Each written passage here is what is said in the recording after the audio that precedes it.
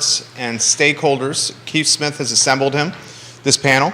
Keith's got, in fact, why don't you give us a tease of who's coming today? Tease? We've got the Woody Fincham coming. He's currently at a board meeting, but he's going to be here shortly. We've got Miss Emily Funk. Love Emily Funk. In the house. We got Michael Plecker in the house, and we've got the marvelous Scott Morris sitting to the right of us that we're going to kick this off. And then we're going to have a little extra special guest come in, somebody who's actually in the middle of the buying process and talk about it from their perspective. And we're excited about it. This couldn't be more timely. NAR came out with some information late yesterday afternoon. You know, those who watch the show and listen to the show know that I've been doing these 6 things, these 6 rights. So this is timing, and timing is everything. But it looks like in the last month there's been an approximately 15% increase in sales from January to February. That's nationwide, folks. That is not in our little neck of the woods. I think some of our areas are actually even greater than that. But we're going to learn how to win today from the experts, and maybe Smith will sit up and shut up and learn a little bit. Nash Realty watching, Long and Foster, Real Estate 3, literally all on the feed right now, agents from these firms. Agents, watch, ask questions, join us in the discussion. Bill McChesney, hello. J-Dubs, let's rock and roll.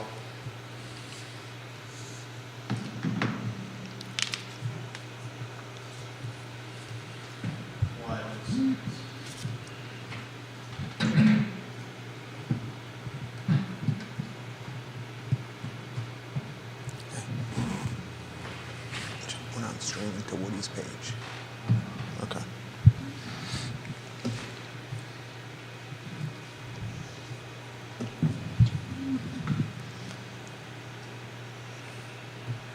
Good Wednesday morning, guys. My name is Jerry Miller, and welcome to Real Talk with Keith Smith. Thank you kindly for joining us. We are live on the I Live CVille Network on a show presented by Ross Mortgage and Scott Morris. Scott Morris and his team at Ross Mortgage making dreams come true, and Ross and Scott Morris's team continue to grow every day. I love seeing Jon Snow posting stats on social media. I'm a numbers guy. Keep it up, Johnny Snow. I love what you're doing. Judah Wickhauer is our director. He's got a lot on his plate this morning once again. Keith Smith, the ringleader of this panel. Let's go to the studio camera. I think the instigator There's no doubt in my mind. There's the instigator. No doubt in my mind. First thing he did when he came in, he goes, oh, God. Well, the second part of that was a couple of weeks ago was like, hey, Jerry, I got this idea. And generally when I say that, he goes, look, I got a meeting. I got to go. I got to go. Talk to Judah. No. I know better than that. The strong silent type makes me a little nervous. So today, we're excited about today. You know, we couldn't be any more timely. NAR just released some numbers. We're up about 15% year over year in volume of sales between January and February. We've titled this, how to win in today's real estate market. We've got, to the left, we've got a live studio audience. We literally do. And we're going to call folks in and out. But the key and the secret to the success of this show is the two-way interaction or three-way interaction between those who are currently watching or listening and throwing in questions in the feed. And I know when we're having a successful show, Jerry's fingers are moving feverishly. So please send in questions, comments. We love case studies, and we've got the folks in the room to go ahead and help us do it. And I'll tell you what, as I'm sitting here, I happen to get my first question come in. So, Jerry, you mind if I tackle this one? Oh, absolutely. I think we need to welcome Scott Morris. We got to ex Scott Morris. I'm getting nervous. My phone is blowing up. Good morning. No, I love this. This is something that we spend a lot of energy on in general and face-to-face and really helping clients try to get into the best position to buy and win, which is the biggest challenge right now.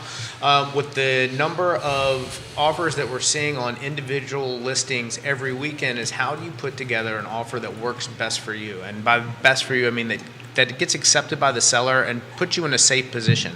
Does that mean that you go in and you agree to some kind of appraisal situation where you're willing to pay over by X amount and you get it agreed in the initial part of the contract, and I'm sure we'll talk more We're about going that to definitely later. talk about that. And then there's other things as far as if you're an agent, what are you doing to make sure that your listings are getting the most exposure so that you're getting all of these people to your houses to begin with? If you're out there and you have anything, send them to us. We're going to help you market them. We're doing a great job with smorrisismylender.com and making sure that all of our partners are getting as much exposure as humanly possible, whether that's being pushed here on the show or through our website or through all of our social media pages. We're here to help. We want to help see everybody win. Well said. Sizzle Reel number 1, Keith Smith. Yeah, so one of the guests that were not able to make it today was a home inspector because he's out doing a home inspection. Got a last minute thing. He said, look, I got to do a home inspection. But one of the things we're going to talk about is because you're starting to see, at least in our market, creeping up for informational purposes only or pass or fail home inspection. So we're going to have a little bit of a tip that he sent me notes on that we'll talk about a little bit later in the show on how best we can win from a home inspection perspective on that end of it. But, if we don't mind jumping right in, so our first question for the day that came in on, hold on a second, it was actually a text. It's, I'm a first-time home buyer and confused about what the first step should be. Right, so we get this question quite a bit. So I'm going to ask Michael Plecker to come join us. And as he's doing that, so Scott, from your perspective, how would you want to answer that question? I had a great conversation this morning sitting outside the studio with this specific question is we've looked before, but we've never purchased. We're in a great position to do so now, but we don't know what our budget is. We think, we could afford possibly up to $1 million. We don't know. And let's get started with an application. Let's have talk about, look, I can pre-approve you up to here. What are you comfortable being? What does that number equate to with a full PITI, that's payment, interest, taxes, and insurance? What does that total number look like so that you can say, okay, this is where I'd like to be, but I think this is where we need to be in order to win, so that you walk in knowing what that monthly payment's going to look like and you've got a plan going forwards. So as a follow-up, before we get Michael's take on this, interest rates are kind of up there, right? They're up, they're down. We've seen, in the last 14 days, we've seen rates dip, depending upon credit, into the high 5s and then go back to the 7s and then come back down to the low 6s. We're in a very volatile market as far as what the bond market looks like, mortgage-backed securities, and we're trading in the same range, but that can vary from week to week. But the takeaway there is it's probably not a huge advantage to pay a lot of discount points, because my honest belief is that you're going to refinance these loans inside of 2 years. Well, I'm going to let Michael jump in, but I'm hearing this from a buyer's perspective. So, Michael, you're a pro. You've been in this business, I think, since dirt's been around. Close. So, what's your advice? How do you answer, what is my first step supposed to be? To a buyer that is saying, where do I begin? Right? That's the question. Yep.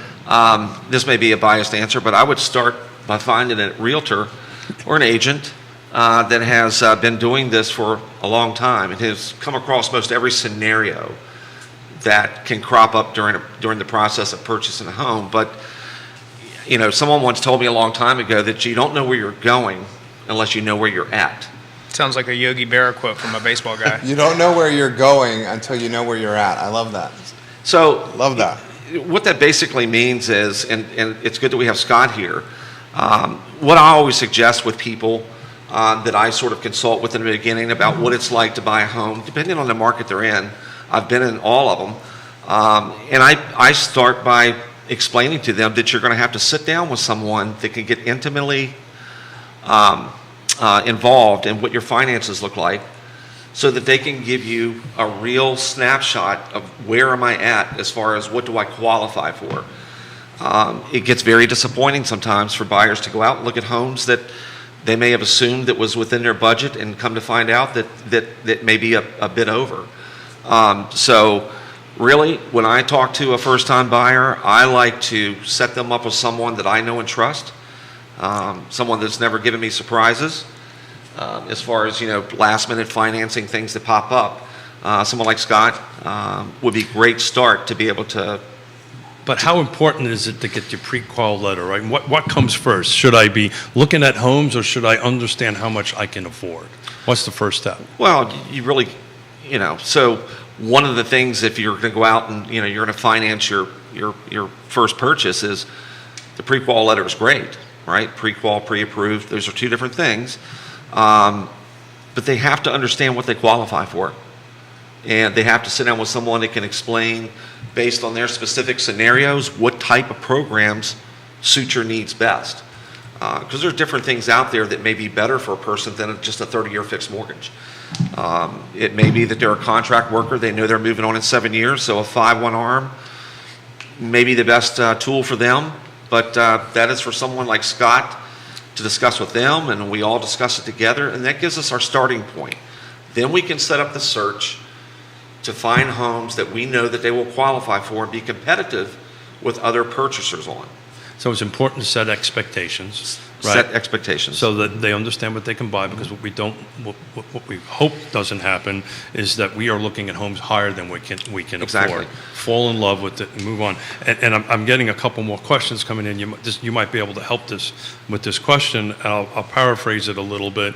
It looks like folks are losing contracts quite a bit, right? They're not winning, right? And they're getting frustrated. And the paraphrase the question, they're basically saying, should I give up? Should I wait another 2 months or 2 weeks? Gentlemen, what do you think we should be doing? Should we advise them to stay in it? Should they take a bit of a time out? What's the best advice at this point? I mean, I'm going to tell you to do what you need to do for your own emotional health. There's certain people that handle these situations better than others, but if you're not out there trying, you're not offering you miss 100% of the shots that you don't take. So if you're not out there actively going after things, you're not going to be in a position to win if you are being able to make the best offer that you can make. It's Well a pen. said. Go ahead. Look, real estate is a pendulum. It swings tighter at times, back and forth, and other times it takes a long time for it to swing back in your direction. But the worst thing you can possibly do, like Scott said, is take yourself out of the game, because that's when the pendulum might swing back in your direction, and you may be at the right spot at the right time. And if you have everything you need, as far as what your financing program is going to be, your pre-qualification letter, you don't want to miss your opportunity. And if you're working with a realtor that understands your situation, we don't take time off. We're always watching for the buyer. So if they need a week off just to take a breath, I'm still working for you. So number 6 in my 6 tips or 6 rights to win in today's market is the right team, and that's who we got assembled here today to talk through it. I'm just curious. Jerry usually has great stuff to add, and Kevin Tinsley watching the program, giving you props. Emily Funk is getting love on her Facebook page from Leslie LePage. She says, "What's up, Emily? Giving you some love." You guys anticipated this question was going to come up, and it's all over the feed. The news from yesterday about the first time in 14 years, the price of a home is dropping, the value of a home. It's a national statistic. It's not a local statistic, but I want the experts to offer their opinion first. It's on 4 different pages, this topic right now. I touched base in a meeting with a group of realtors yesterday. I said the first thing that all of your clients, buyers and sellers, are seeing is, oh my gosh, the prices of houses are falling. At the same time, in the Central Virginia market, we're seeing, and this is Richmond, Charlottesville, Lynchburg, Northern Virginia, the Virginia market, we're seeing 20, 40 offer situations, and they're all going considerably over ask. While this is a national number, it is not fitting to the market that we are in, and that's just the unfortunate reality. so you had an experience this weekend. Or fortunate, if you're a In seller. Greene County, right? And you were in the open house in one of our listings that had multiple offers, multiple showings. Talk a little bit about that, just to set the tempo of what this is in Greene County, of what our local market is really like compared to those numbers. Well, some things have changed and some hasn't. I mean, we had several separate, buyer couples or persons through the door. 95% of them were from out of town, Northeast corridor down through Connecticut into DC, Northern Virginia. We need to emphasize that again. Yes Realty Partners had a listing in Greene County, a fabulous custom home with a 5 in front of it. It's under contract now. It is. They did an open house, was it Saturday? Saturday. Yes. 95% of the foot traffic through this open house was out of Central Virginia foot traffic. Out of Central Virginia foot traffic. One couple was from Washington State. They're renting until they can find the right house to buy. So we only had really one couple that was a local couple come through that currently has a home that they're going to want to sell. They're looking to move further north, from Charlottesville because of the job takes one of them up into Northern Virginia and Pennsylvania. So they see that as about a 30 to 40 minute time saving to be able to be on that side of town versus where they're at currently. So inventory is everything. I'm looking at the last 7 days. We've got 71 in our footprint in our region. At the CAR footprint, the Charlottesville Association of Realtors footprint, 71 came on, 101 went into pending. So, and if we start looking in those pendings, they're probably medians in single digit days on market. Jerry, I really want to save that question from Woody. Sure, Comes absolutely. in, when Woody Fitcham comes in. It's on again. So we're going to let Woody do that because Woody is the gentleman that's in it every day. But at the moment, he's at a car board meeting. So when he comes in, we're going to save that question for him. Let's jump back to what your first step should be, because if that's the difference between a pre-qual and a pre-approval. There you go. So if you're trying to come up with what your budget is, and you've been online and you have a letter and no one, or let's say you talk to meaning a mortgage advisor, a loan originator somewhere, and they send you a letter and haven't asked you for any documents, that should be a huge red flag. If they haven't seen what your actual pay stubs are, if they're working just off of what you're telling them, there's a very good chance that you're going to get in trouble down the road because they haven't actually done the work to know where you need to be. If you're not having a real budget conversation, you're not doing anything, a real pre-approval is going to be based off of you sending someone your W-2s, your pay stubs, your bank statements, so they understand how much cash you're going to have to close and that you're going to have the ability to actually close on this transaction. They're not going to expose you to the risk of losing your earnest money deposit. One of your 3 upfront costs in going through this process is you're going to give an earnest money deposit. That is your money that you're telling the seller, I'm serious about this contract with. You're going to pay for a home inspection up front. You're going to pay for an appraisal up front. Those are your 3 upfront costs. And if somebody's not helping you do this work, they're exposing you to loss along the way. That was damn good right there. Do you need another sizzle reel? Because that was a good one. You're on point this morning. Plecker, jump in here. Anywhere you want to go on this conversation? He's absolutely correct. So the pre-approval is a much more magnified look into a person's finances because the worst thing, again, is if you're going out with the wrong expectations of what you're looking at, then your wheels are going to spin and spin and spin without ever getting any traction. The only way to really get traction is to go through the process of what Scott just explained. We got questions for Scott here. Meredith Young giving the show some props. She's a KW agent right there. Thank you. Meredith, you'll see more of Scott Morris around the office of her at Keller Williams Alliance. This question for Scott specifically, how long does a pre-approval last? Great question. And then the follow-up question, is there a time stamp for it's not a pre-approval, she's calling it. What's the other kind? It's not as Pre-qual? Yeah, is there a Pre-qual. time stamp for the pre-qual? Jennifer Mann, good question. The pre-qual is not really real. It's real in the sense that it's a maybe. In all honesty, it's this might work, but it's not official in any capacity. The same thing stands for what a lot of lenders will send out as far as a loan estimate because the rate's not locked. They may not even be disclosing to you what the actual discount points they could be charging you are there. But to the pre-approval and a timeline, I like to tell my clients as long as you don't do anything like buying a new vehicle or losing a job and there's no major changes, that pre-approval is going to be as good as for as long as we need it to be. The true answer is we need you to close within 120 days of that initial credit pull. At the 90-day mark, I'm going to reach out to you and say, hey, your credit's going to expire before we could close on a property. We're going to go ahead and update everything. Is that okay with you?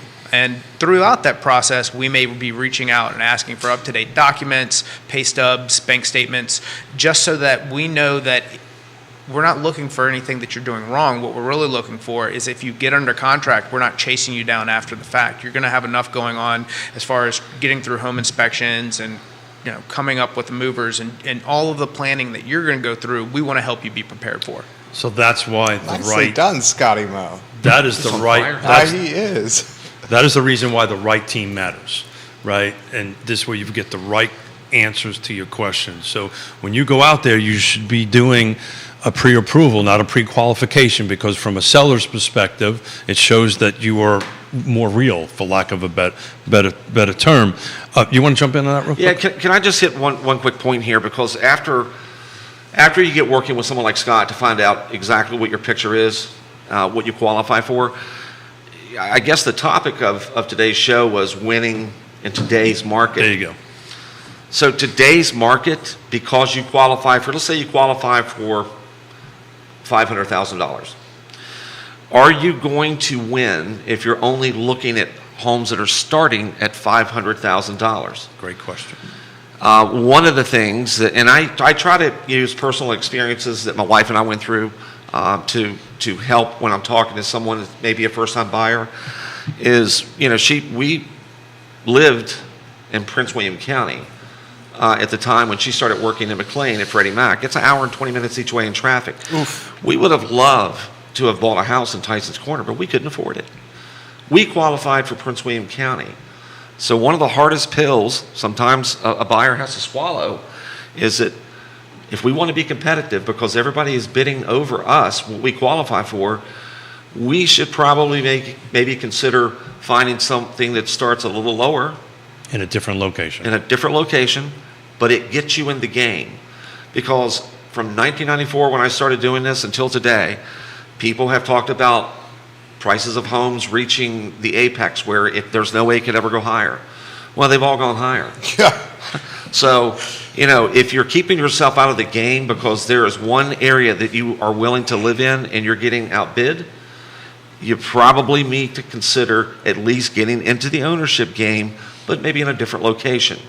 Because over time, with the right moves, you will still see equity and you will still make money. It's a great take, Michael. Great take. Location matters. That's the reason it's number one in my top 6. So thank you for tackling location.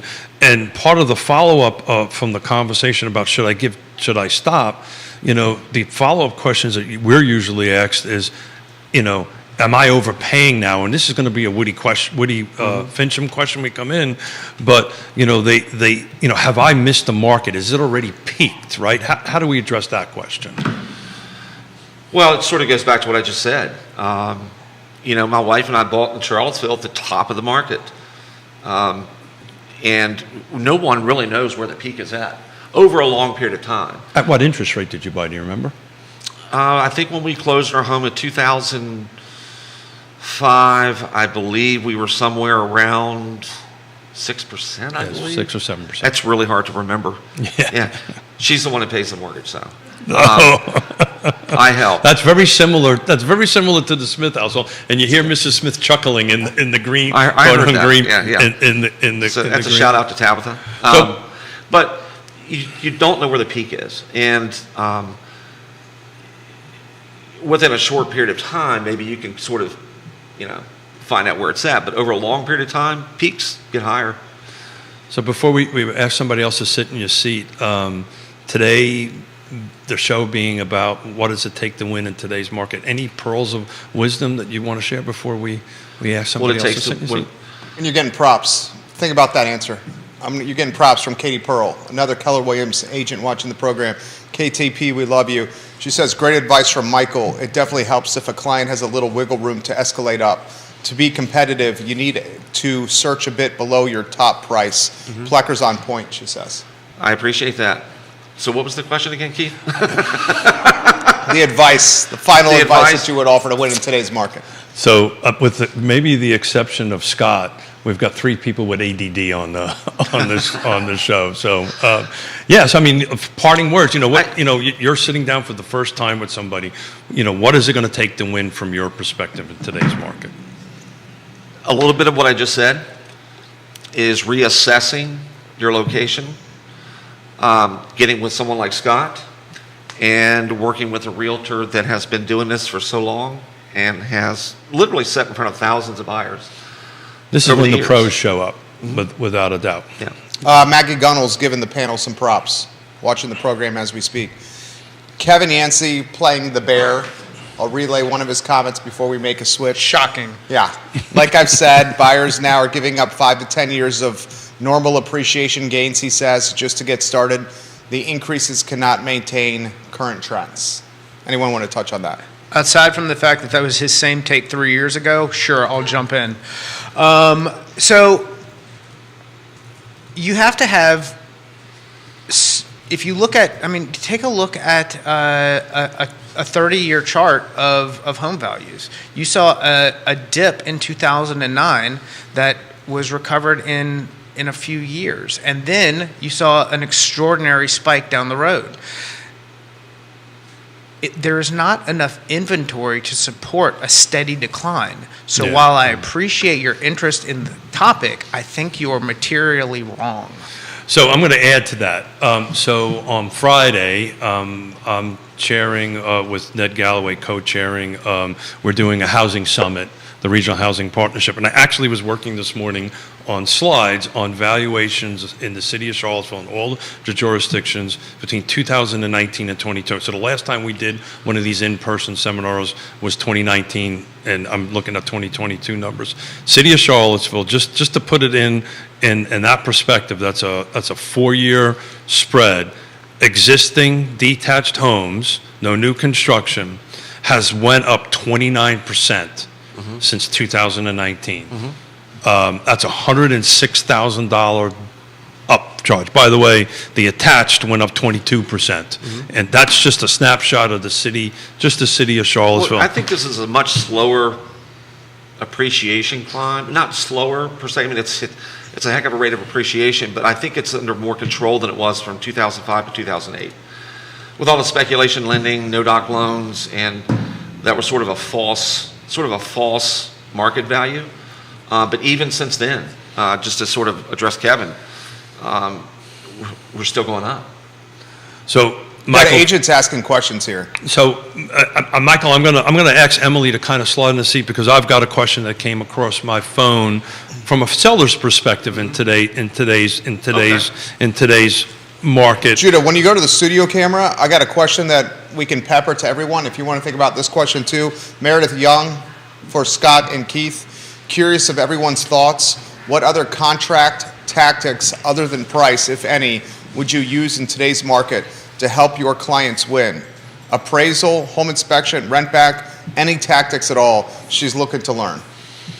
You know what? I was going to take that a different direction with this question, but Emily, that's a great question. You want to try to tackle that? Everybody say hello to Emily Funk. Hello, Emily Funk. Hello, Emily. We love Emily. At this point, buyer's agents are needing to kind of pull out all the stops while still serving our clients. Like, personally, I would never recommend not doing a home inspection. There's too much buyer's remorse in the market right now for all the people who waived those during the frenzy. Yeah. Well said. People paid a lot of money for homes and then in some cases found out that there were serious material defects that they're having to pay more money to fix. So while that is attractive to stay competitive, it may not be in a client's best long-term interest. But it really depends on each individual situation. Can we talk about some tactics that we can Yeah. use to Let's do that. to make that back to their advantage? So if you're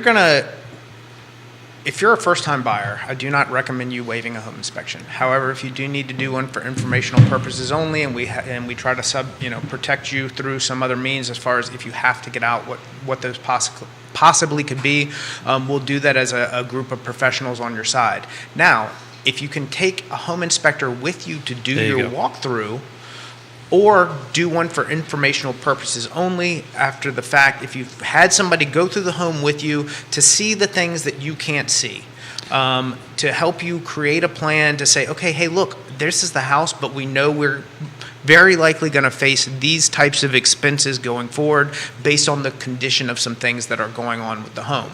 That's a good plan versus you waiving it altogether. So let's talk about that in specific, because I kind of alluded to that. You know, Alex Rayfield, one of our key sponsors and home inspectors here.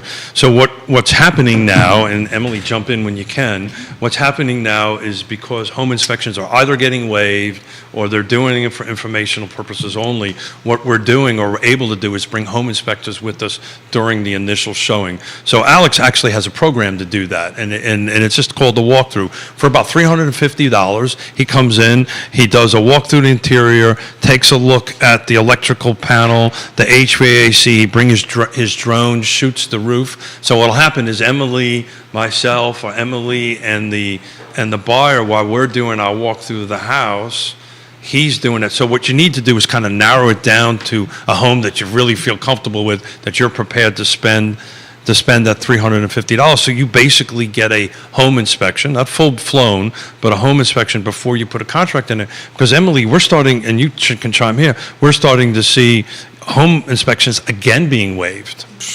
We are. And I understand why. I just don't know that that's the best practice for a client's long-term interests. I respect that. I respect that answer so much, Emily. Just looking after the best of the folks she's working. If you're working doing one just for informational purposes only, one of the great things that is provided by the home inspector is, especially if you are new to owning a home and what the everything looks like, they're going to, even with that, they're still going to create you a book so you know where your water shutoff is. So if 3 years from now you've got a water heater leak, you know where to run to turn this off, or you at least know, hey, I put this book somewhere, I need to go find that so I can figure this out while I'm on the phone with whomever I need to, freaking out. Like, you've got something to refer back to help you travel through the future. So Emily, Questions coming in. yeah, if you don't mind me jumping in on this question that came in. So I'm a seller. Why is it important to have the home in great condition? That's one of our six tips or rights to go ahead and do that, because it ties into this conversation we're having, right? Because, you know, what we're seeing anyway is if the home isn't in the right condition, folks are not even putting offers in it, and these are side-by-side houses. Yeah. So why is that so important? There are so many reasons. So making sure that your house is in tip-top shape, there's not obvious deferred maintenance, it matters. We just saw this week how there was a client who had an inspection done and noticed some deferred maintenance, and that brought up the question, what else is there that even the inspector can't see? And it made the client nervous. So if you take care of deferred maintenance, just even that much helps to calm some buyers' what-if questions. But more than that, if you have your house in good condition, it helps buyer clients make an emotional connection to your home, and once that happens, you're more likely to get through tough negotiations between contract and closing. If there's no emotional connection to the space, it's easier for people to walk away. And as a seller, that's a tough thing to go through, having your house off the market, feeling like you're ready to move forward, and then finding out you got to start all over again. So taking care of some of that stuff before you even list, it does matter. Because one of the other things we're seeing is that houses in certain price ranges are flying off the market, others not so much. Where does that softening start? And there's great questions coming here. You're crushing it. Keep going with what you have to say here. That's a good question, Scott. I'm not sure where the exact cutoff is price-wise, but you know, there are houses I've seen in the $600-700 range where some things are going to need to be done to update the house. They've got great bones. Somebody's going to make a beautiful house out of it eventually, but one of the problems is that only 6% of the population can envision what is not right in front of them. So if they're looking at a home where every room is a different pattern of wallpaper and thinking, I don't even know what to do with this, you're cutting out a huge portion of the population right at the beginning. Well said, Emily Funk. Sharon Sipe Widows, this is a great question. Would you be comfortable with foregoing a home inspection when purchasing a condominium? She's basically asking, would you forego with a condo because it's a different animal, because you're not responsible for the exterior of what you're buying? Yeah. Who wants to touch that? Yeah, I'll touch that. And, you know, condos are kind of like, you know, we have very few condos in our area, but it's really the perfect vehicle for entry into the home ownership world, or the ladder of home ownership. I would still do what I described. I would bring the home inspector along, because you have things internal, right? The HVAC system is internal, right? Plumbing is internal. All this stuff is internal. To the question's point, the roofing and the yard and the outside, so forth, so on, is part of the HOA. That's great. That takes that off of it. And maybe the pre-walkthrough is a little cheaper than $350 for that. But if you have an opportunity to bring a home inspector along with you and on a unit, on a home that you really want to make a hard play for, it is absolutely the best little secret tool. If anybody walks away from something, from this show or from this tip, that is right now the greatest tool available to you, other than getting a pre-approval letter from Scott. Love it. How about this from Katie Pearl for Scott specifically? Are you still seeing appraisal gap coverage? So specifically, Good question, Katie. we had an offer over the weekend where the house was listed at $449, and the client came in at $515, and has the capability of paying the gap, but at the same time, like, where do you that's a big space. So there's a lot of different tools to put in place to protect them, to say, hey, we'll pay any gap over 480. But if it comes in at 465, like, we need to go back to the table on this. So, I'm sorry. But also, then, let's say you're a client who doesn't have the funds to pay a major gap, and then you go put in place, say, hey, we're willing to pay $5,000 over whatever the appraised value is, and the sellers agree to that, this conversation's put to bed. We're not going back to this after the fact. We're not hashing it out. Everybody can be a little bit unhappy, but at the same time, it's done. Once at that point, we know what we've agreed upon in the beginning, and we're not having to negotiate further and worry about whether or not this comes apart at that point.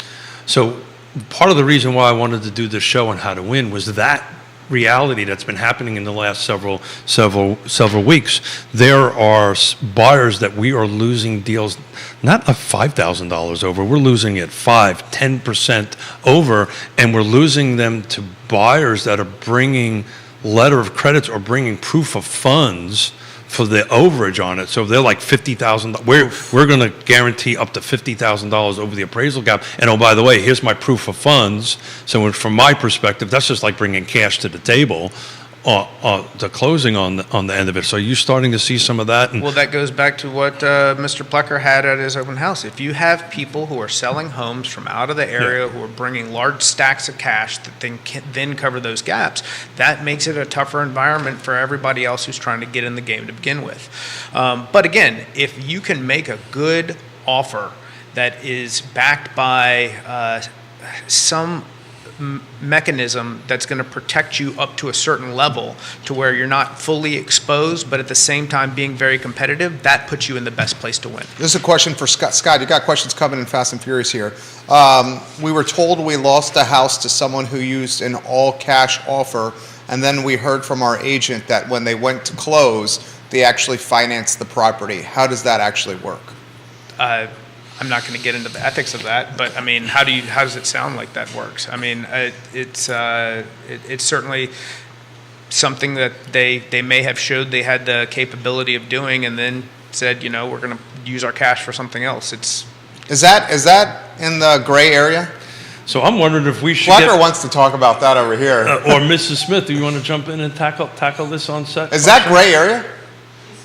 It's So, Mrs. Emily, if you wouldn't mind, let Mrs. Smith, because Yeah, this good is job, this is a great contract question. Yeah, Jonas Smith in the hot seat over here, Jonas Smith. We love having Jonas Smith in the studio. Oh, by the way, by the way, I promised her I wouldn't do this to her. No, she knew otherwise here. It's great to see you too. Good to see you too.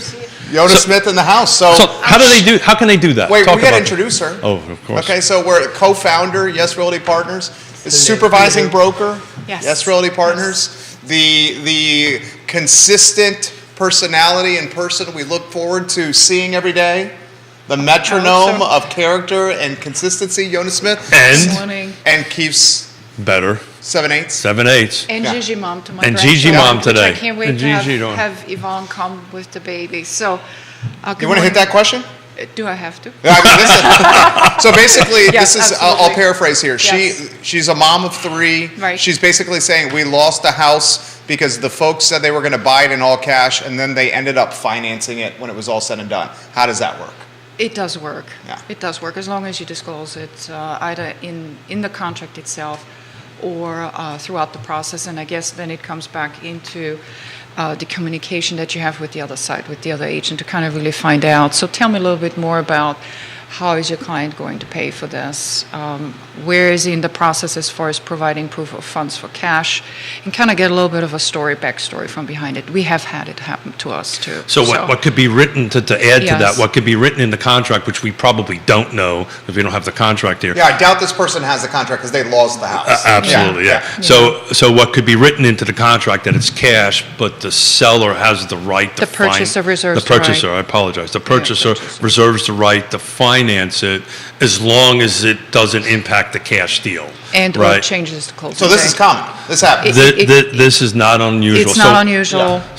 So in full intents and purposes, it may sound like it's not a cash deal, but it is, because the way the contract is written, if the financing falls apart, they still need to close in cash. So what they probably did was, and that may have happened when interest rates were 3%. Don't know. So that the buyer said, you know what, I'll tell you what, I'm just going to take a 3% loan, I'm going to keep my cash.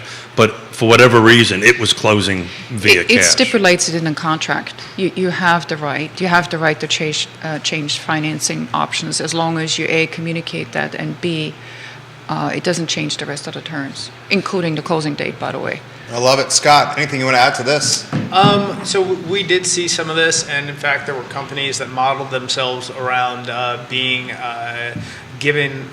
giving those who were looking to finance but could not pay cash the ability to do so. One of those companies was a company named Ribbon, to where the buyer would pay a 1% fee to the company in order, and that's a non-refundable.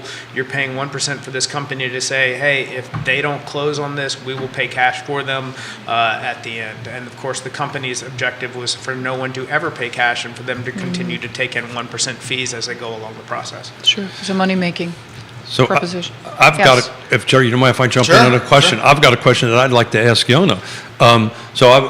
It came in, how or what tips or what rights do I need to do to win selling and buying? In other words, what the question I guess is saying, I'm trying to sell my house and buy. How can I win in that world? What's the tips for that? Well, I think that also comes back down to that you really, really fully understand what not only the financial picture of that particular client is, but also really what the ultimate goal is.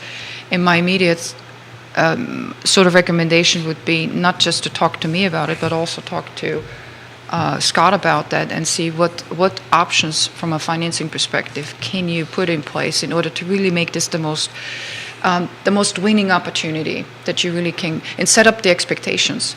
So depending on what type of price range you're going in, you may be able to go ahead and take out enough equity from the sale of your home that you're able to go ahead and transfer this into the purchase of your new home.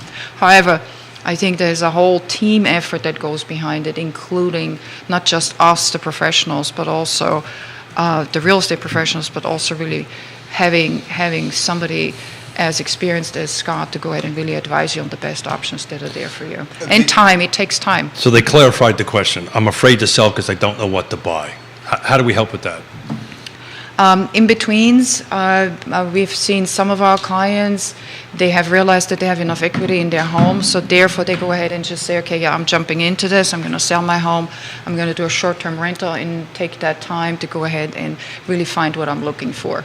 At the same time, keep that little toe in the game to really kind of see what the market has to bear and what I really want. So Tabitha Plecker watching the program. And also to that question, I feel like that anxiety of why I don't want to sell because I don't know what else is out there is partially driven by this volatile rate environment. I think if we can get into a lower, more stable rate environment, those people aren't having to go from I'd like to do this, but what's the market going to be like 2 weeks from now? Much less 3 months from now.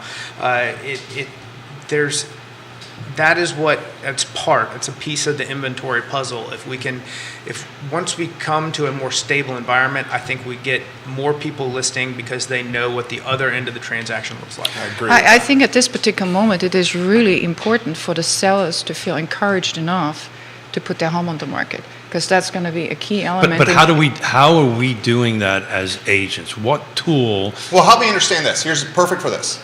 How do you offer counsel to someone like us who's got a 2.75% fixed 30-year mortgage?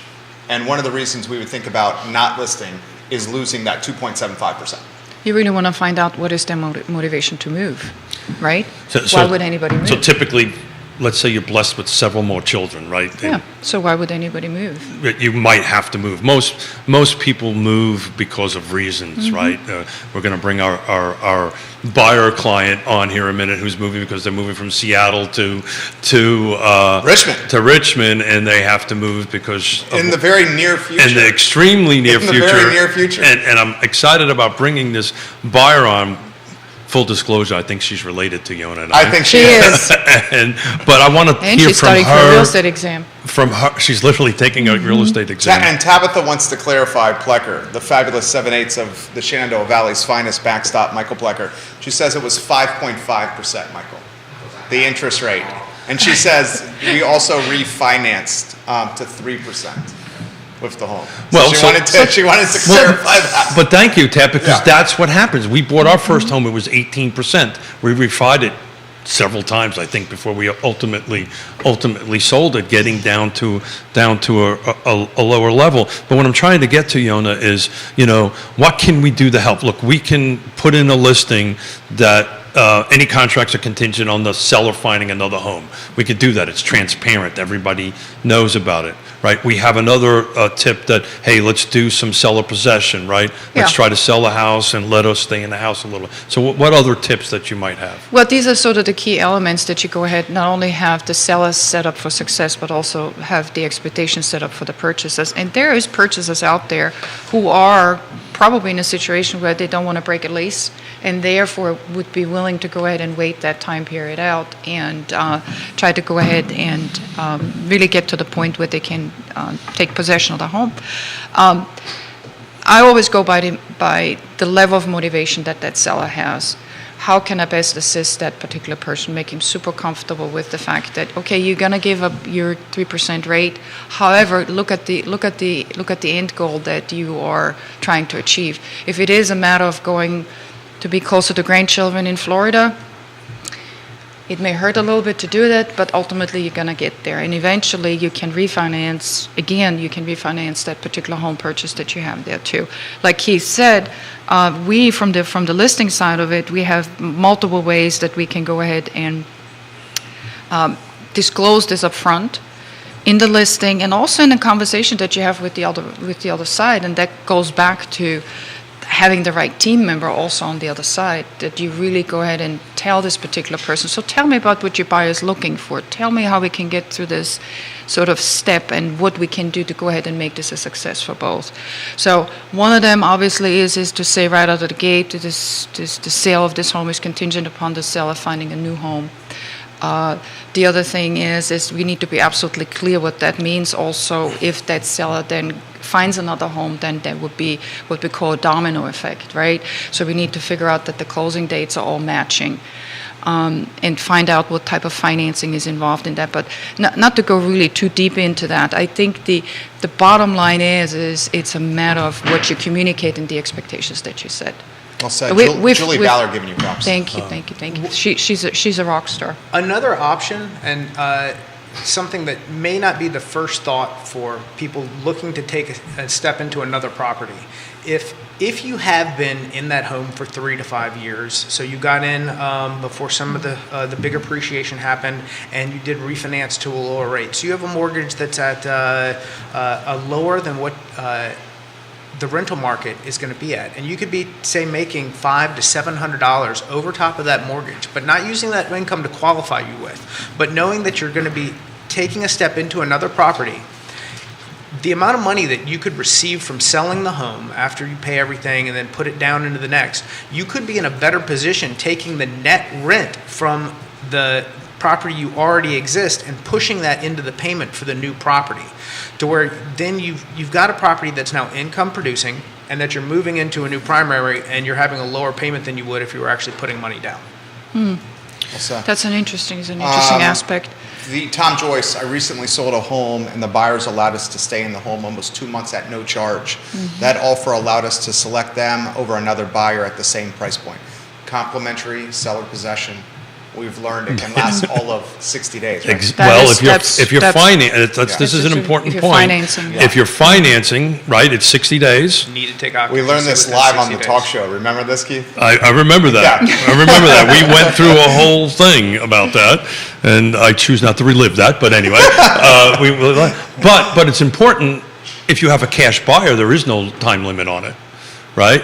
So if there's a cash buyer, if, like what Michael Plecker was saying, we're selling homes up in Northern Virginia, coming down here, have a ton of cash, right? There are, a certain percentage of cash buyers out there that do that, and you can then negotiate as long as you want with the seller possession. So it's a great tool. Well, the shorter the period, though, the better it is also for the seller, right? And for Well, the purchaser from a home. It depends on the purchase of homeowner's such insurance. circumstances too. Yeah. So the why matters more. This is super important.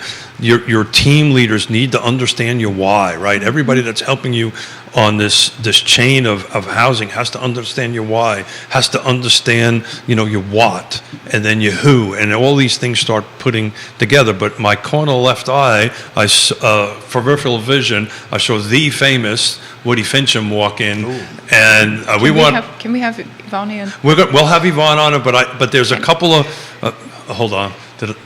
I think you just got voluntold. I Right think there. That was voluntold right there. I think I just got Yeah. Mrs. Smith won. Yes. So, that's what just happened. Mrs. Smith, would you like her to come and join us, or would you like Yvonne to join that seat? I would like Yvonne to join that seat, Okay. definitely. Yvonne Smith Thank you for the Weidel. executive director's decision. It's just Thank you. Weidel. Look at this. I'm batting 1,000. I can't. I've got voluntold. Yeah. You got voluntold. I got I like voluntold. it. I like it. You've had that before, right, Scott? I think we've all Yeah, experienced yeah, that. yeah. That's called marriage. Yeah. That's called marriage. Well, not only that, but she's my boss too. It's called marriage. In many things. Hey, Nice what's to up, see stranger? you. Oh, this is perfect. For those that are streaming, just listening to the show and not watching, you have your beautiful daughter on set. I know. Introduce the world, and we get a little Okay, well- closer to the mic. So this is Ravenna. Oh, she's beautiful. This is Ravenna Elizabeth Yasmin Weidel. She's a lot of thought went into that name. And she is an angel. She is an angel. She's We perfect. feel very lucky to be her parents. She's beautiful. Yeah, thank you. Thank you. So, how do we?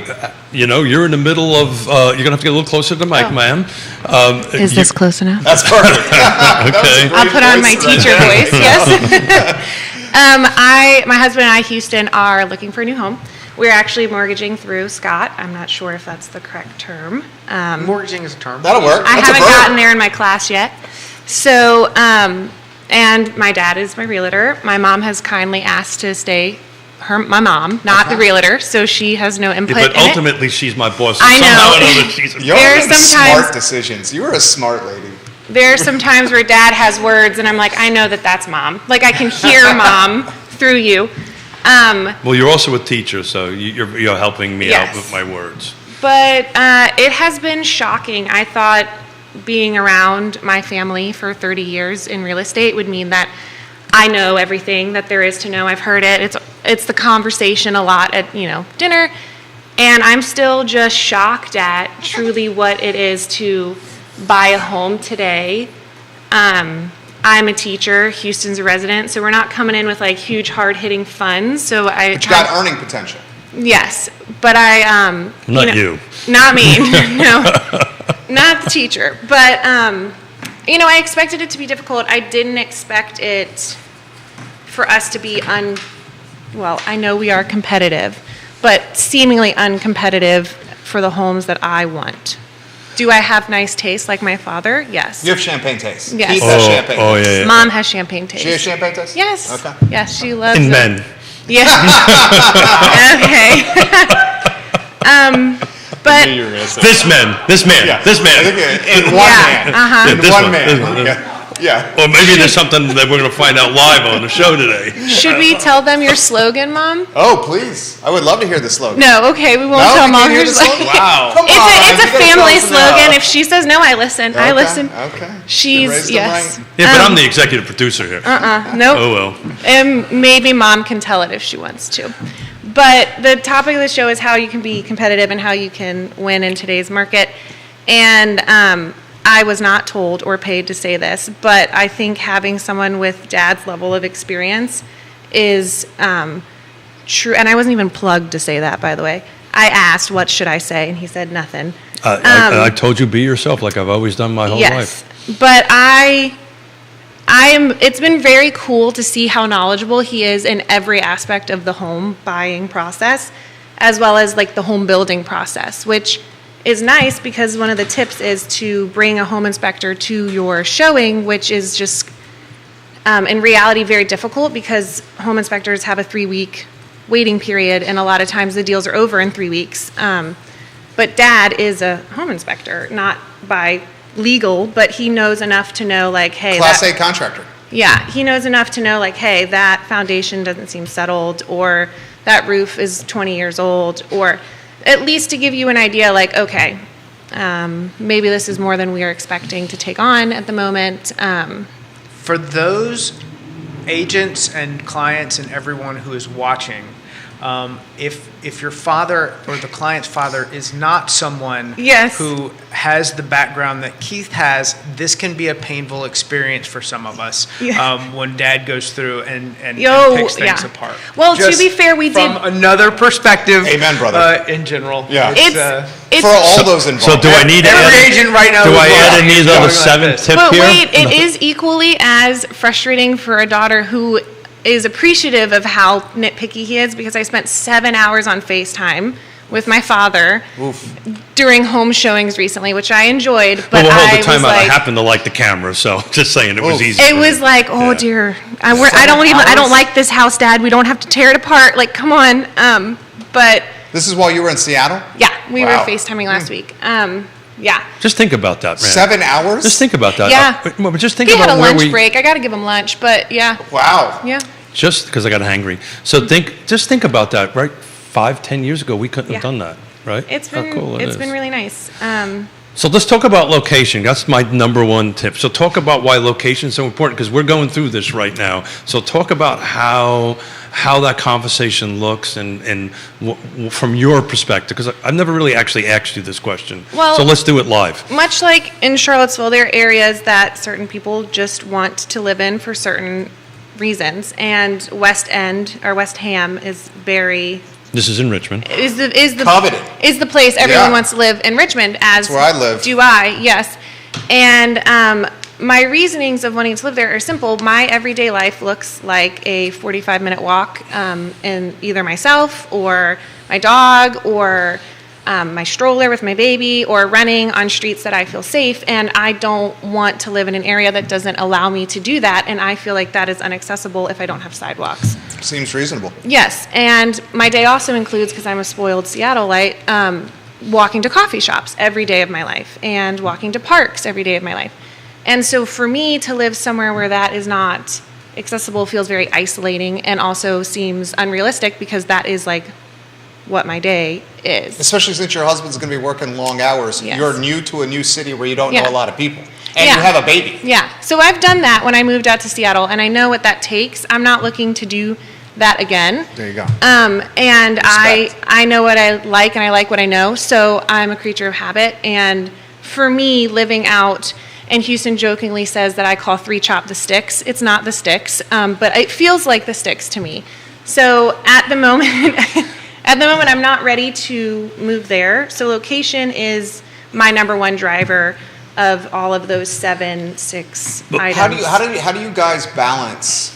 Because you're targeting a very Tony and coveted neighborhood. Yes. How do you balance price point in a smaller home Features and conditions. versus quality of life? Well, we're because you're getting- going to be sacrificing square Yeah. feet and paying top dollar. So our chemistry is working. So literally, that was the question I was going to ask. So how does that we're how does that getting our- function in your head? We're getting our, from the contracts that we have offered, we're getting smacked around a bit. We are not competitive at the moment. What's yet. the price points? The power of yet. We're not competitive yet, but we live in a very small space and have our entire relationship. So for us making, and like I can hear people eye roll, for us making 1,100 square feet work actually is very doable. We would outgrow that home instantly. Like we would outgrow that home in 3 years. We are also wanting to keep our home as an investment, so that doesn't worry me so much. I am willing to sacrifice square footage and conditions for location. There you go. So we're having that conversation, right? We're having that conversation. I'm okay with the interest rates being a little bit high, Yeah. right? Because we've got a game plan of maybe turning this into a rental. Yeah. But talk a little bit how the features and conditions and the price are We just saw a impacting home everything. in Richmond that we thought, okay, maybe the conditions aren't so, it's not move-in ready. I mean, you could live in it, it's not beautiful. And we thought maybe this could be a home we'd be competitive with because it has some work that needs to be done. But it was just so much work. To your point of features, number 3, this home hadn't been touched for the most part since 1928 when it was originally built, and there was an addition and slight updating in 1950. So for a first-time home buyer to look at completely redoing electrical and plumbing with a tiny kitchen and all A the newborn? all the windows need to be replaced.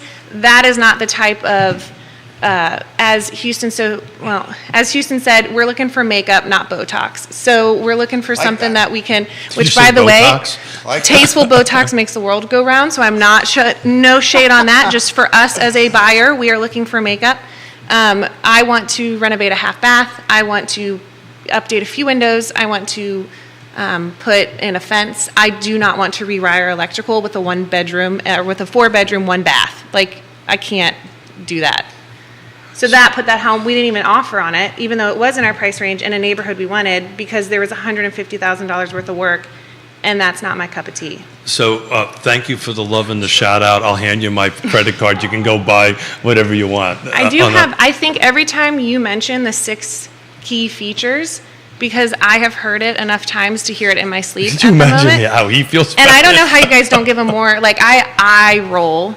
I think that I should get $1. I think I should get $1 every time you do the 6. Okay. Man, that means I should be getting a $5 bill if you're getting $1. Yeah, we can No, I talk think you need about percentage. I'm spending $1,000. 90 minutes 3 times a week with this dude here in this. So we're So much. Yvonne. Thank you for sharing your perspective. I've been anxiously Yeah, waiting for of Woody to course. get in there Thank to you. ask some stuff. Thank you. But Scott, Graceful and tasteful.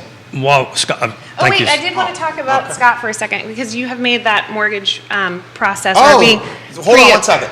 This is some piece of content that we could cut into a potential sizzle reel. I have a feeling a testimonial is about to happen for Scott Morris yes. and Ross Morgan. Yes, The yes. show is yours. Yeah, so all of that obviously overwhelming financial decisions, and things are overwhelming in general. When you don't know what you're doing, it's even more overwhelming. And Scott made that very easy. I think Dad put us in contact, and then you would just call Houston. Not even like a, hey, like we can talk on this day, let's schedule an appointment. Just called Houston. And for someone who has such little time, like that back and forth, he doesn't have the cognitive bandwidth to do. So that call was really helpful. And listen to everything we want. We didn't want to shoot super high with what we were approved for. He gave us something that we felt comfortable.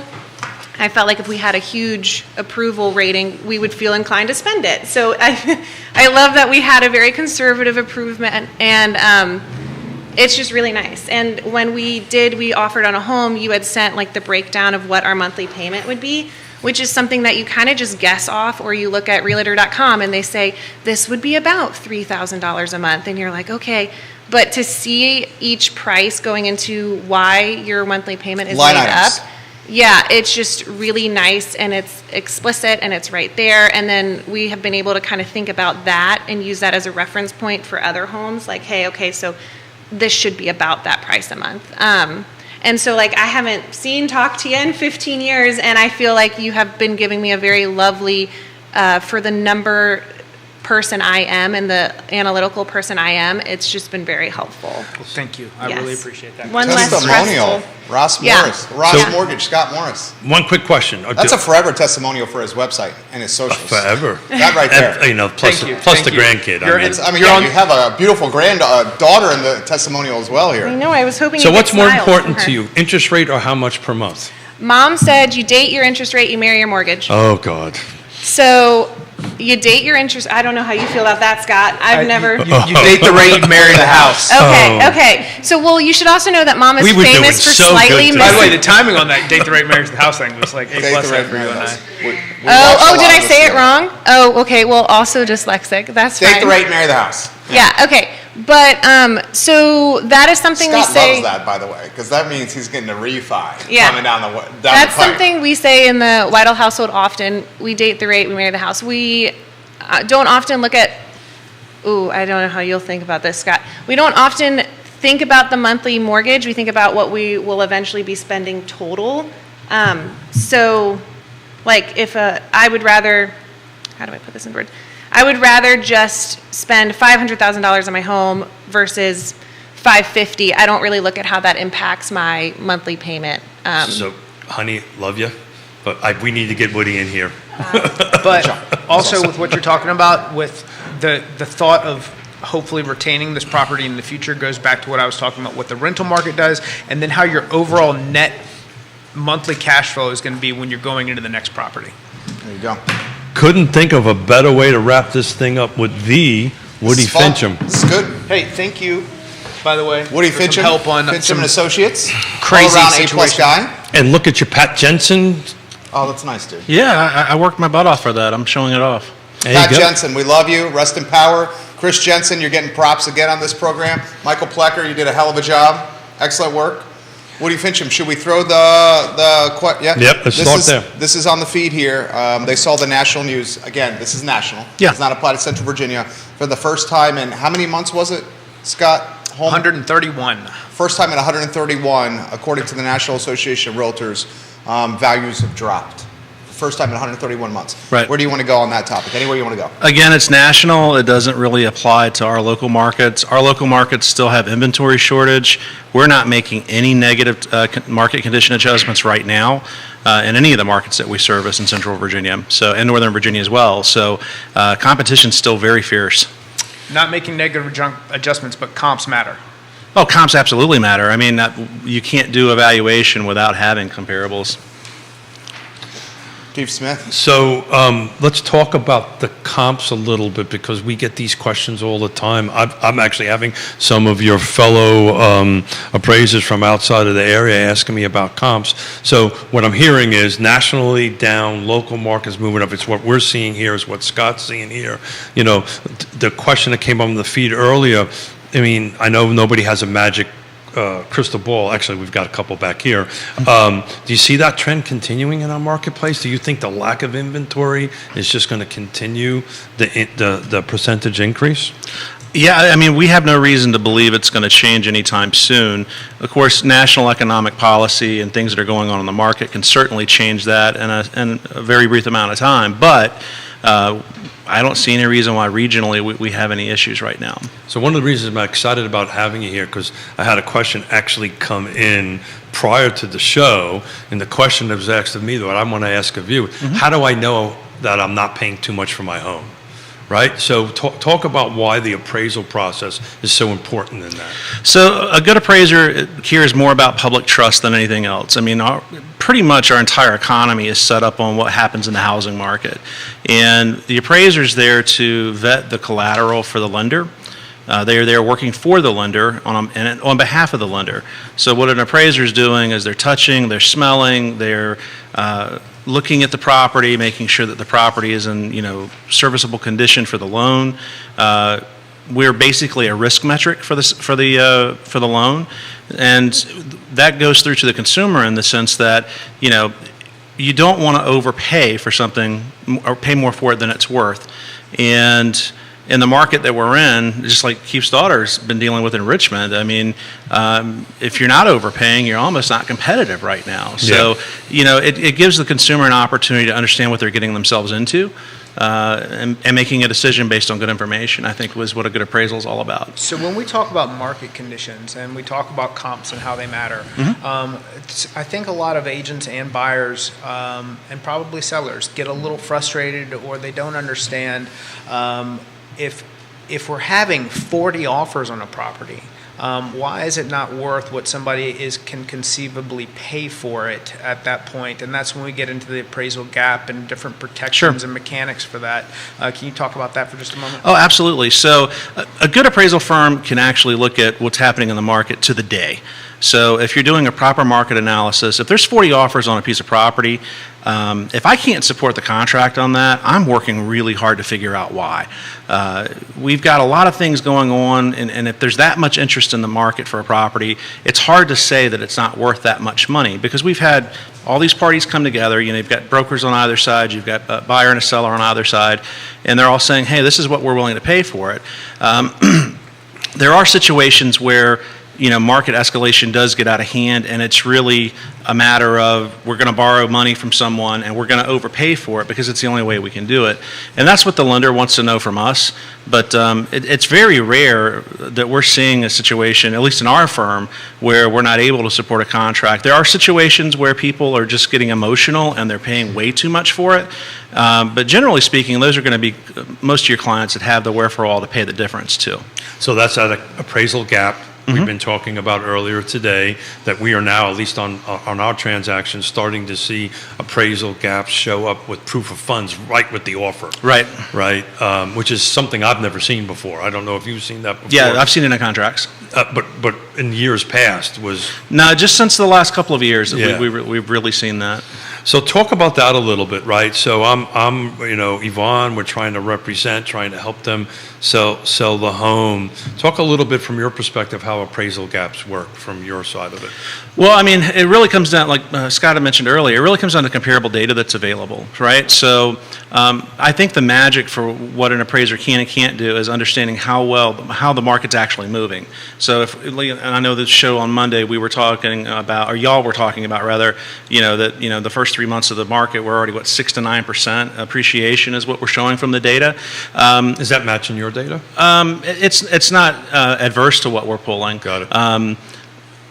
But what I would say about that is that the difference between, again, a good appraiser and a bad appraiser, I think, is going to be whether or not the appraiser actually understands what's going on in the market and that escalation. And a lot of appraisers are very conservative.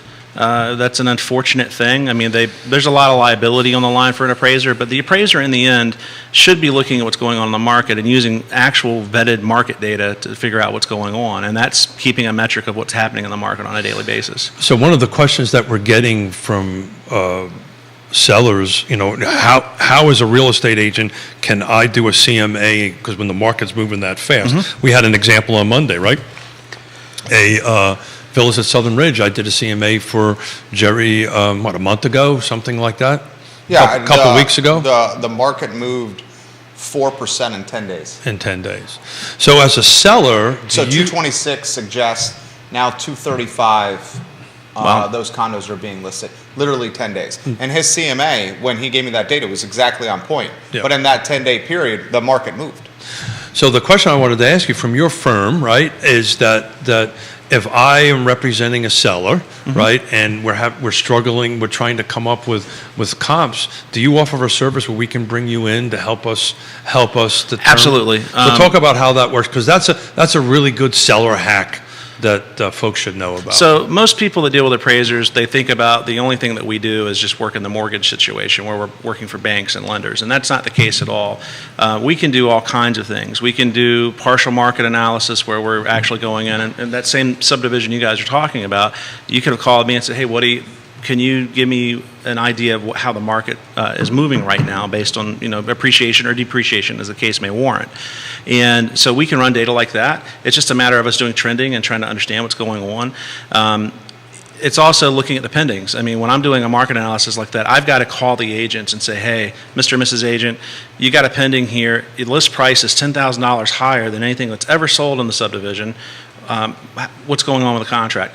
They're not supposed to tell me, but oftentimes they can give me an indication that it is over list, or it's at list, or it's below list. That's a strong data point to have. So how much does that cost if I ask you to come in and do that?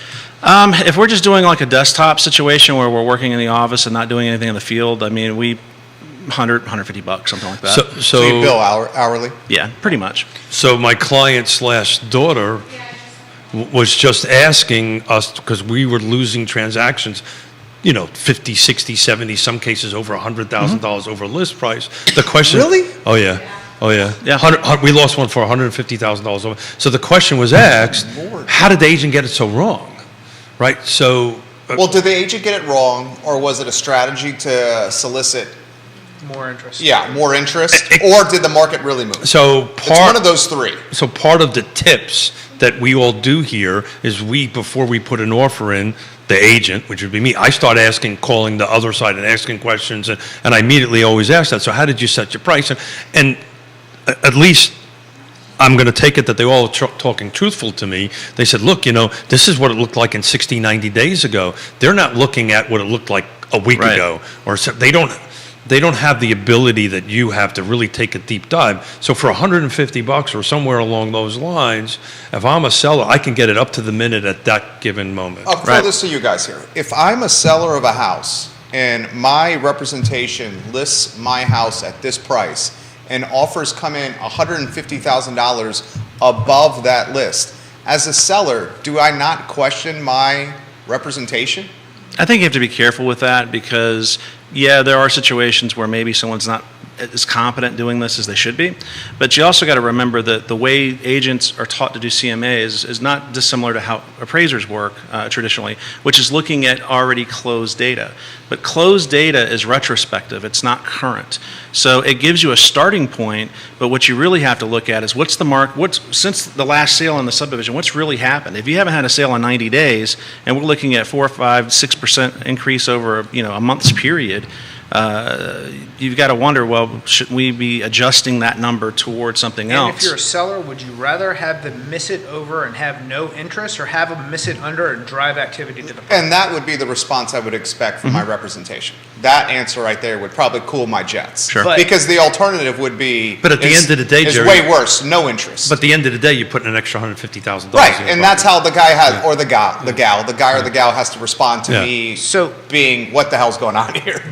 We got a little bit about time. Let's jump back on topic. For buyers and agents and those out there, there's a lot of misconceptions of what happens in your world when related to product. Meaning, do you derive value differently for a conventional appraisal than you do a VA appraisal?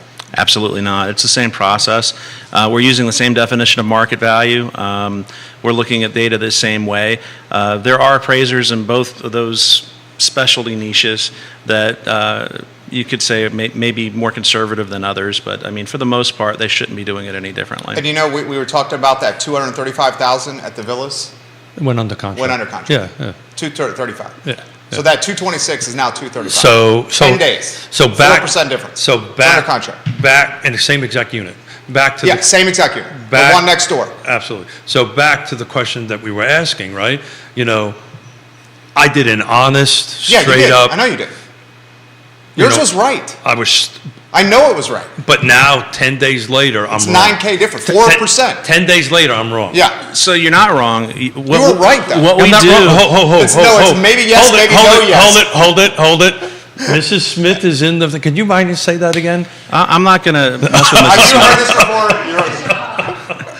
I mean, Grandma's holding the baby right now, and she's just the perfect picture here. Jerry, do we got a minute for her? Oh, to yeah, ask a question? absolutely. So I'll let- Here, hop up, take this. So, Studio camera there, Jacobs. to the fact Sit- that you got to be in front of the microphone. Scott, great work. No, we're going to wrap up with you, Scott. To the fact that you can ask an appraiser as a seller to appraise your home to make sure that you are listing it at a reasonable price, yes? To Emily's point about buyers being nervous that they are going to overbid, like in a contract. Sure. So this just happened, Just saw your comment. I know. To everyone's larger point, we see homes at $475 and we're like, great, that's in our price point, like let's crush Right. it, let's try. And then it goes for $615 and we're feeling deflated. But when we write a contract and we say, okay, we want to offer $525 on this home, Houston and I both have a pause, the same pause I'd imagine Emily is referring to as buyers being like, is $525 an insane amount for this home? Right. Can the buyer talk to an appraiser? And could you do that same form of appraiser for a buyer? You can. The problem with that scenario, though, is that timing is so short. Yeah. You know, when you're putting an offer in, I mean, it could take an appraiser a couple of days, no different than the home Yeah. inspector's taking 3 weeks. You know, Yeah. appraisers are busy too. So, Well, so Yvonne, from a practical perspective, right? We remember we had this conversation. We have deadlines. We have to submit them by a certain Yeah. amount Wouldn't of that time. be a pretty decent buyer tip? Sorry about the influx that would lead to Sure. you, but wouldn't that be a decent buyer tip to feel at least a little bit better with? So this is a great Making an tip offer? and a great thing for the show. So you don't know this. Remember, I tell you all the time, let me do the back end Yeah. of it. So I am actually doing a CMA on that Okay. home at that given moment. Okay. So not that there's no way I'm the Woody Fincham by any stretch of the imagination, but I get awfully close Yeah. to it. And then that's when I start saying, look, I think this house is going to go for Well, this just- amount of money over. Just on the buyer side, and maybe other buyers feel this way, like Houston and I just kind of sit at home and we land on a number, you know, Right. and then I shoot that to you, and I just have the trust in you. But if you have a realtor that maybe isn't your parent or direct relative, They're all professionals. yeah, but like it's much easier for me to feel comfortable with that bid because I know that you wouldn't let me overpay. But if someone didn't, maybe that could be. That's just what I'm thinking. So we are 7 minutes over Okay. where I promised That was my question. I promised Good job. Jerry that we would be at. So, Jerry, I'll let you do the wrap up, and then we can call in whoever we want How to. about some final thoughts for Woody Fincham? Anywhere you want to go, Woody. I would just put out there that, you know, this is a difficult market for everybody, consumers, the real estate agents, the real estate appraisers that are out there. I think that it's very, very important that you're working with lenders that are actually using local appraisers. We do have an issue right now where we've got people coming from 2, 3, 4 hours away to work in a market that they really don't understand because real estate is very local. If you're from Fairfax and you're coming into Lake Monticello to do an appraisal, you probably don't understand that market very well. And it's when you're in a market where things are heated the way they are right now, the nuance of what's going on in that market is super, super important. So, you know, that is one thing I put out there as far as being careful.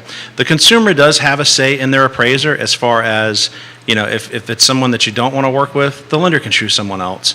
You know, there's a big misnomer out there that, you know, there's no feedback, but ultimately the consumer is in control as much as they want to be. I'm not trying to put Scott in a situation It's where not a he's going to... situation. I'll actually speak Yeah. to that. I've had listing agents reach out to me when they've been contacted by someone and say, this person's not coming to this property.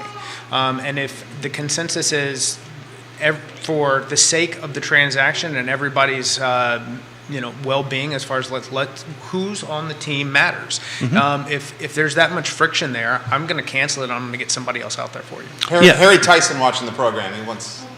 We love you, Harry Tyson. I feel like I know Harry Tyson so well through this show. He says we almost lost our home because of that exact situation. Yeah. Harry Tyson watching the program in Connecticut. The one thing I will say that if you're commissioned professional involved with it, the Dodd-Frank Act does apply.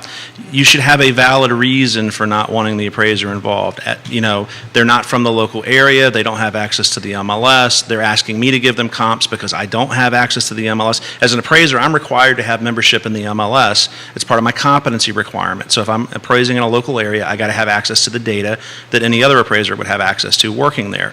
But if you're commissioned and you are just trying to control, like an appraiser came in low on a deal previously and you're just saying, hey, I don't want to work with this appraiser ever again, that could be a problem legally, so just be mindful of it. If it's a legit appraisal, then it's legit. Yeah. But to Harry Tyson. But we're using from professional standards where someone couldn't do anything on time and delayed previously. Sure. Well, to Harry Tyson's comment, and I know we got to wrap up for Jerry really gets mad at me here, but to his situation, this was several years ago, the appraiser was an hour and a half away, and it turned out to be a $100,000 delta Sure. between the one that was an hour and a half away and the local thing, and it made the difference in the deal.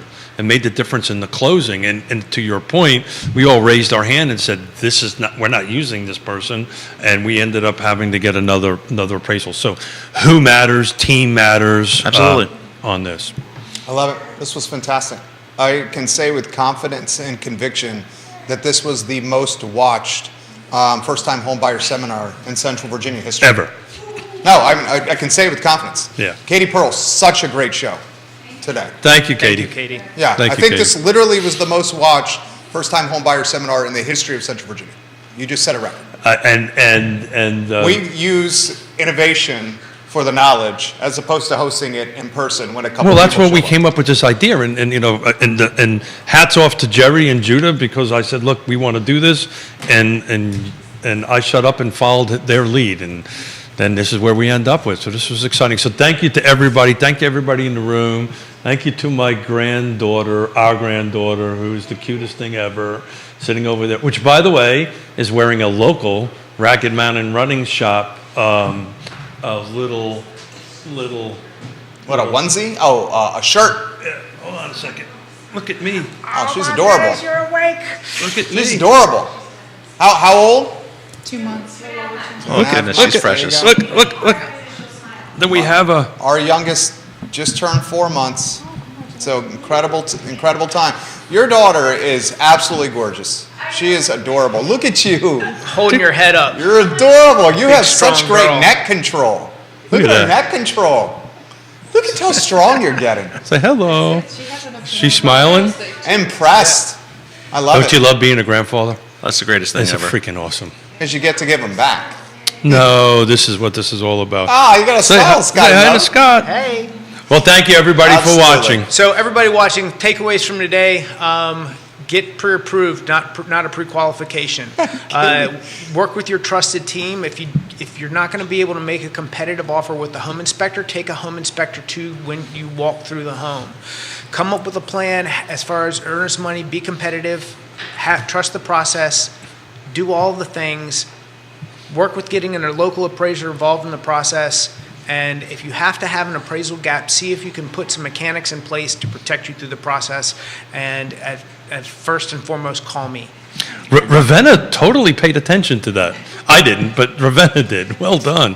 So remember. Real Talk with Keith Smith, guys. Yeah, Find it yeah. online at realtalkwithkeithsmith.com. The show presented by Ross Mortgage. Scott Morris should be your first phone call. Yes Realty Partners should be your second phone call. Judah Wickower, the man of the hour. I can't say that enough. The man of the hour. Thank you. The I Love Thank you, Siegel Judah. show is up in 42 minutes. Sorry about that. So long, everybody. Take care. Well done. That was awesome. That was legitimately awesome. I can't believe it went as flawlessly as it did.